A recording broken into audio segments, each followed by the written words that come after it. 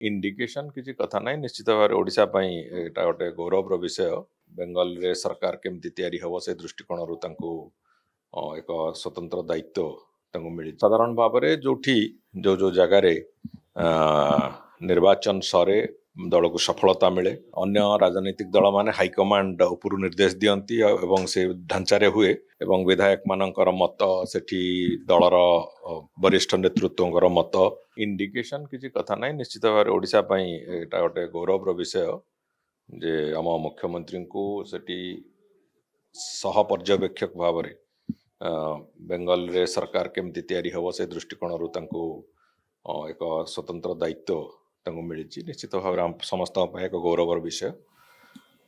साधारण भाव में जो जगार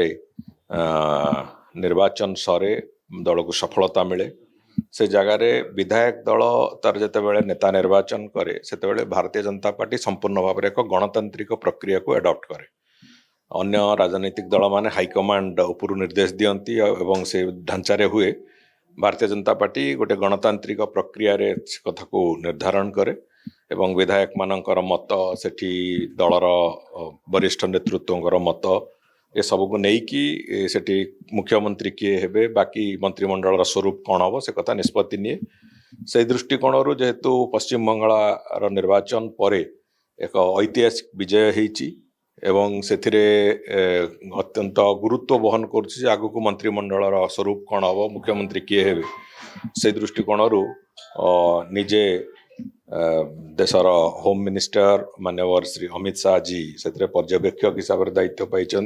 आमको आम निश्चित भाव में खुशीर कथा जे आमर मुख्यमंत्री श्री मोहन चरण माझी सह पर्यवेक्षक भाव में सहित से कम अंशीदार रे तेणुक विशेष करी ये आम समस्त एक आनंदर कथा एवं जो गुरुत्व ओडिशा प्रदेश को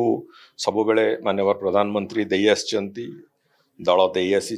से कथा को आउ थे पुनरावृत्ति से कथा रही तेणुक निश्चित भाव में ये आनंदर विषय निश्चित भाव में सरकार दृष्टि हो ईस्टर्न इंडिया इकोनॉमिक ग्रोथ दृष्टि हो किंबा सामग्रिक भाव में पॉलिटिकल ग्रोथ हिसाब रे हो सबु दृष्टि अतीत भी भारतीय जनता पार्टी ओडिशा प्रदेश को ओडिशार नेतृत्व को ओडिशार नेतृवृंद को आगुरी गुरुत्व देइची एवं आज तारीख रे भी आहुरी से गुरुत्व को अधिक बढ़िवार जो प्रक्रिया अधिक दायित्व दबार जो प्रक्रिया से प्रक्रिया को भी भारतीय जनता पार्टी जाहिर करके रखी।